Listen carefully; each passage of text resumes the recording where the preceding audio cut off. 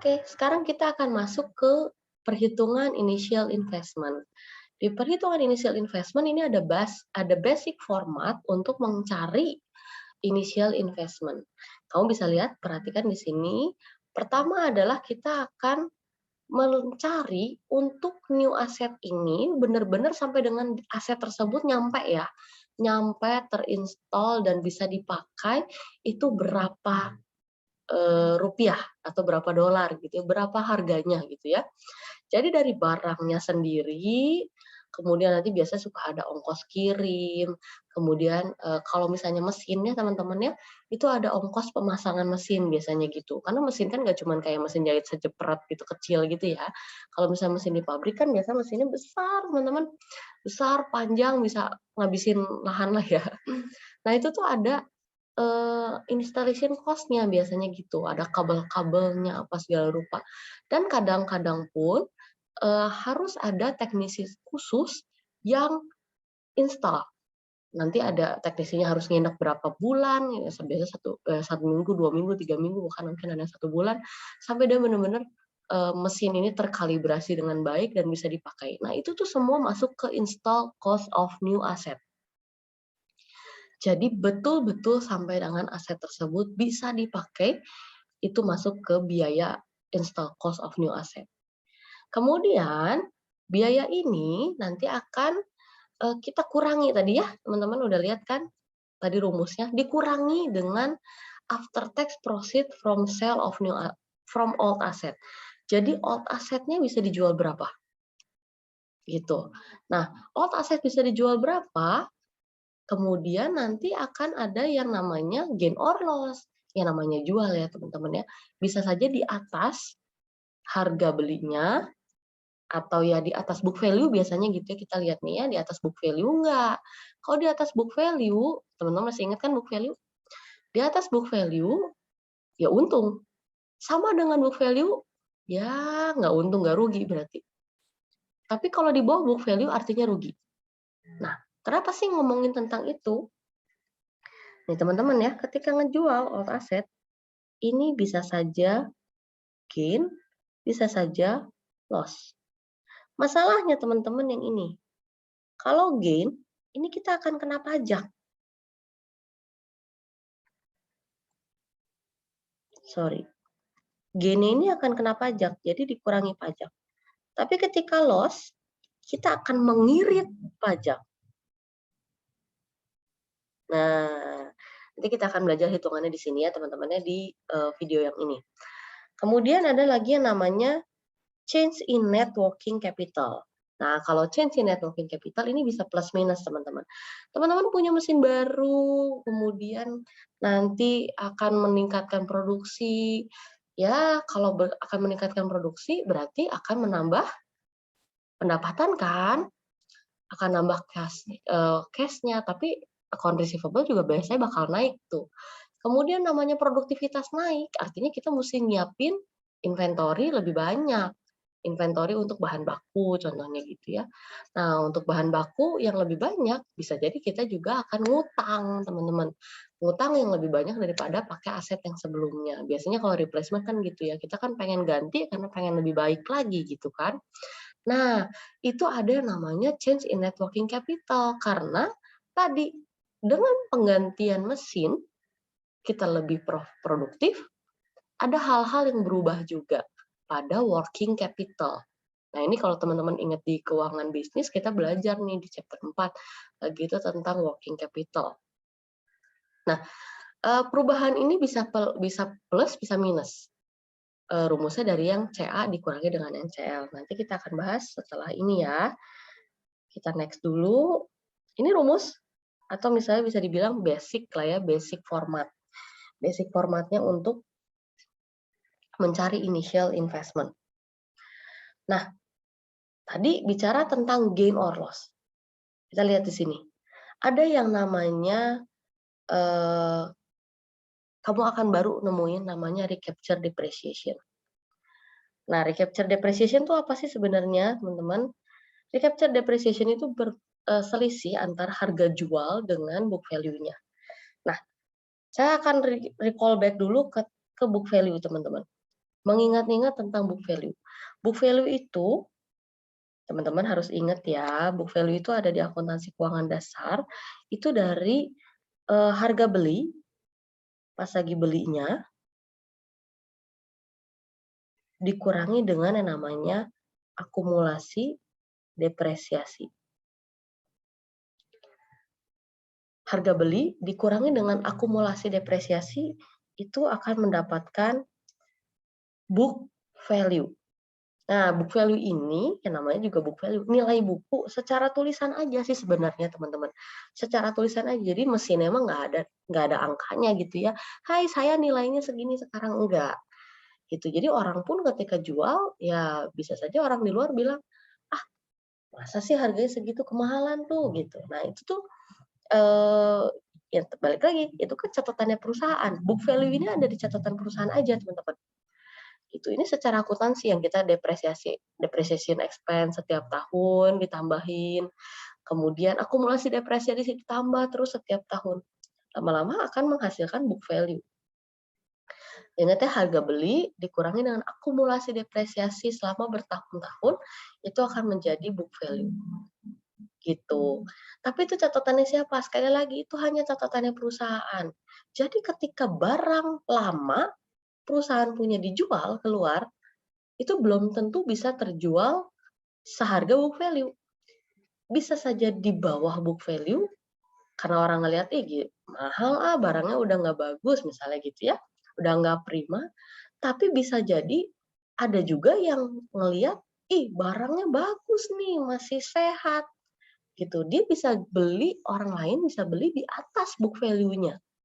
Nah, kalau beli di atas book value itu udah pasti kitanya gain, teman-teman. Tapi itu catatan perusahaan doang ya, gain itu catatan perusahaan loh. Dan yang masuk catatan perusahaan ketika gain ya kena pajak nanti. Nah, saya kan kasih lihat di situ. Tadi udah ya book value, mudah-mudahan kalian ingat. Nah, di sini ada ceritaan ini sales price-nya. Ini kalau diterima di pasar, sales price ini ada 4 macam ceritanya ya.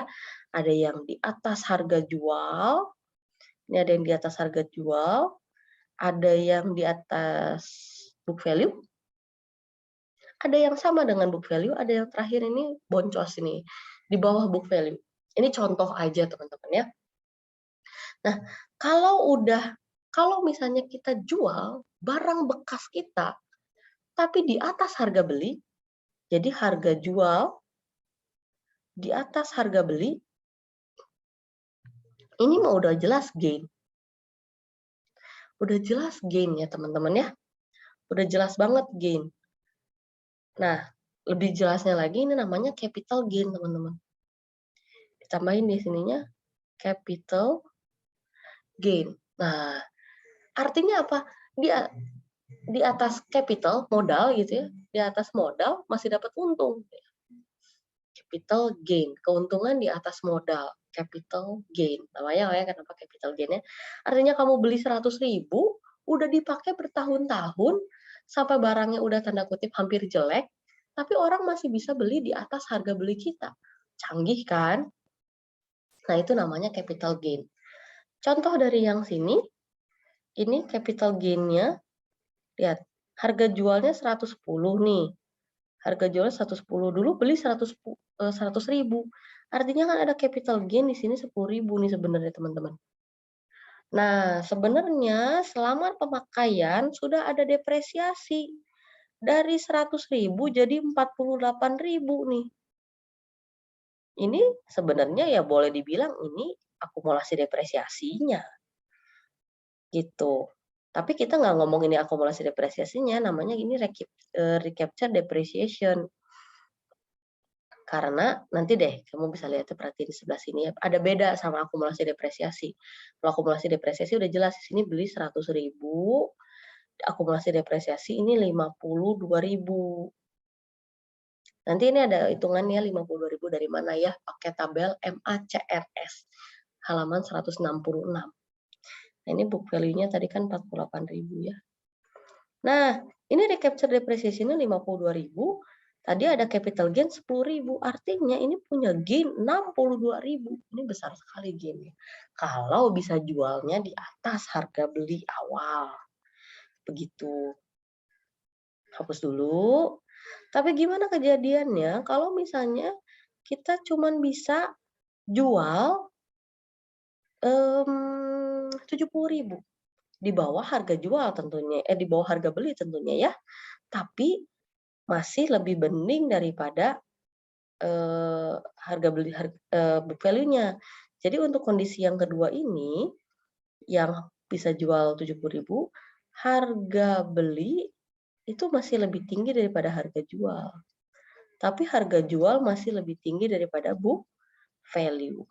Kita masih dapat gain nih teman-teman, bisa dapat gain 22.000.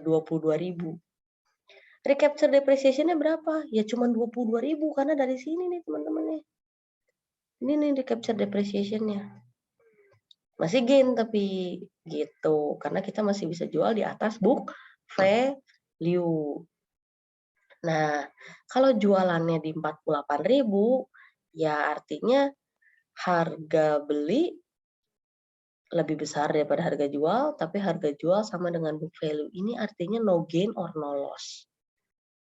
Gitu. Terakhir, kalau kita bisa jualnya, udah parah banget nih. Harga jual ternyata harga beli udah jelas ya, lebih besar daripada harga jual. Tapi harga jual lebih kecil daripada book value. Ini namanya loss, teman-teman. Gitu ya, udah loss. Loss-nya berapa? Di sini bisa dihitung. Nah, itu contoh untuk menghitung ya. Ini untuk menghitung dulu kita punya gain or loss. Karena ketika kamu punya gain, ingat-ingat, kita akan kena pajak, teman-teman. Kalau kita kena gain, akan kena pajak.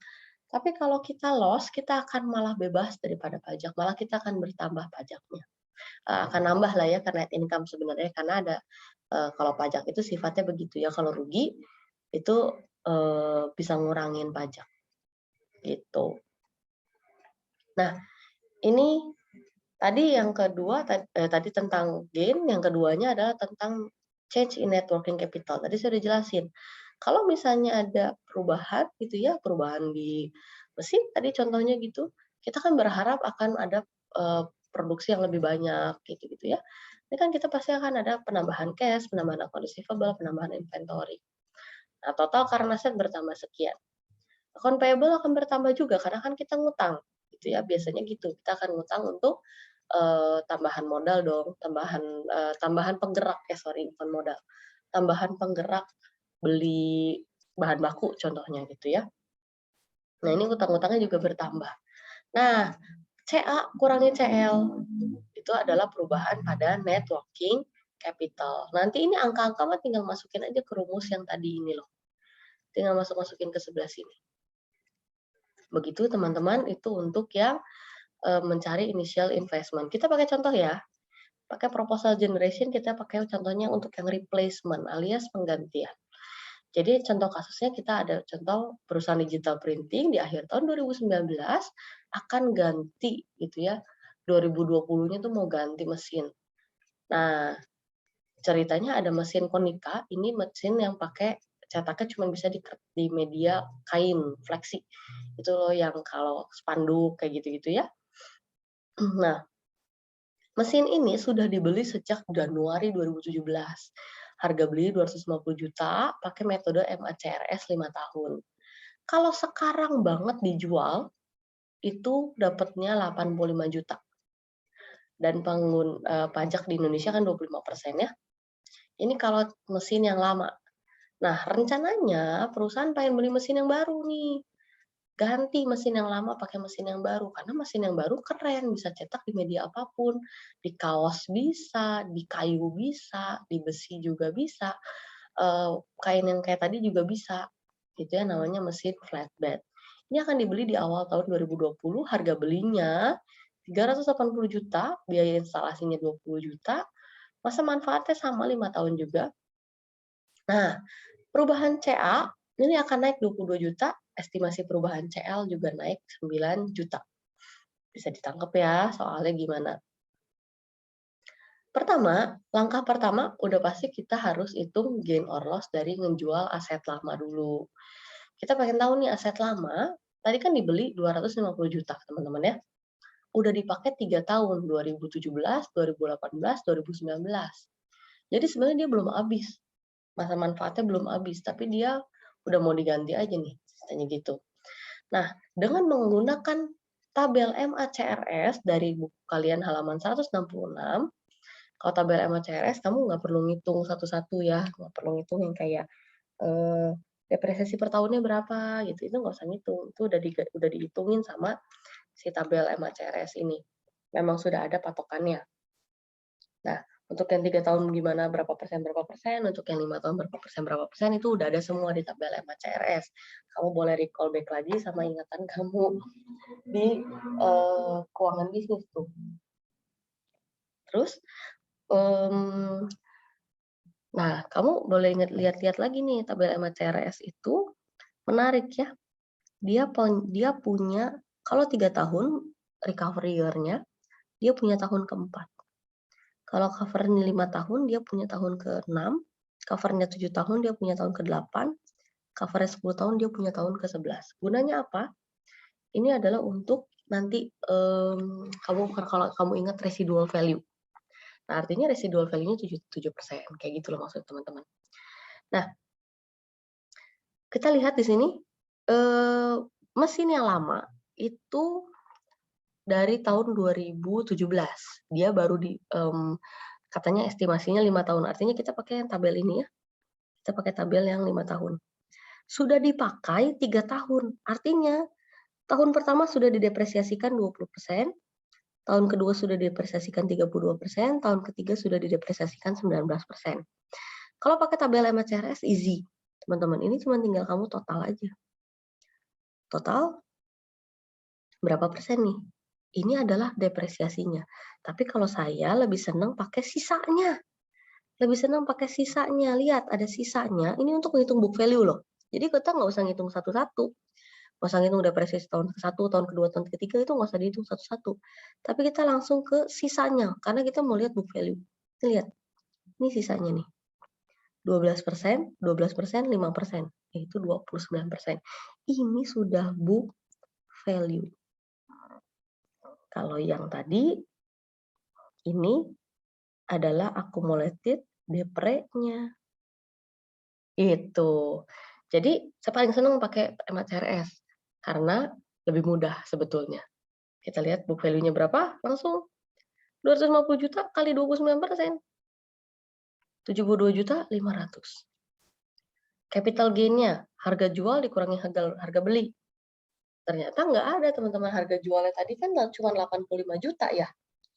Cuma 85 juta, harga belinya 250 juta. Nggak ada capital gain. Ya.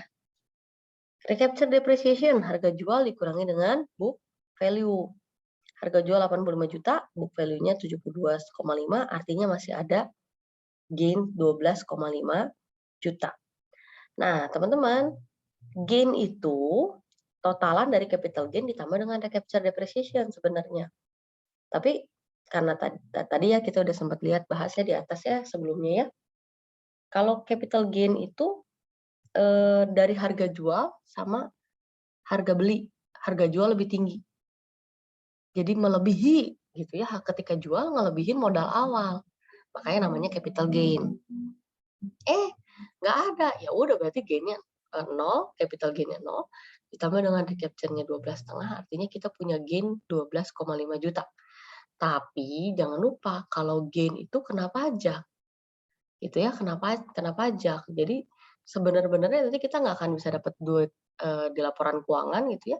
Nggak akan ada penambahan 12,5 juta, tapi ketika ada penambahan 12,5 juta dikurangi dulu sama pajak 3.125 gitu. Maka teman-teman nanti kita bisa lihat di sini untuk pakai format ya. Kalau pakai format nanti jadi gini. Cost of machine-nya 380 juta, instalasinya 20 juta, maka kita pakai total install cost-nya itu 400 juta pasti. Nah, ini merupakan depreciable value untuk nanti di, eee, di operating cash flow di video berikutnya. Nah, ini after tax. After tax proceed from sale of present machine, kita jual 85 juta kan tadi dapat gain, kemudian gain-nya yang kena ya teman-teman, bukan 85 jutanya yang kena 25%, bukan, tapi gain-nya. Makanya tadi kenapa sih langkah pertama harus ngitung gain-nya dulu, gitu. Ini kita gain or loss ya, jual aset lama. Itu yang langkah pertama tuh harus hitung gain or loss-nya dulu, karena apa? Untuk mempermudah nanti ke sini. Nah, kita tuh kena potongan loh, kita kena potongan pajak, ya, minus tax on sale, 3.125.000 karena kita gain tadi, gain-nya 12.500.000 gitu. Nah, jadi uang yang kita terima nanti 85 juta ketika menjual mesin lama, sebenarnya nggak pure 85 juta yang akan kita terima, tapi hanya 81.875.000 rupiah gitu. Nah, ini istilah tukar tambah lah ya, kita keluarin duitnya harusnya 400 juta, tapi kita jual yang lama 81.800.000 sekian. Dan jangan lupa ada change in net working capital tadi ya, kebetulan positif angkanya 13 juta.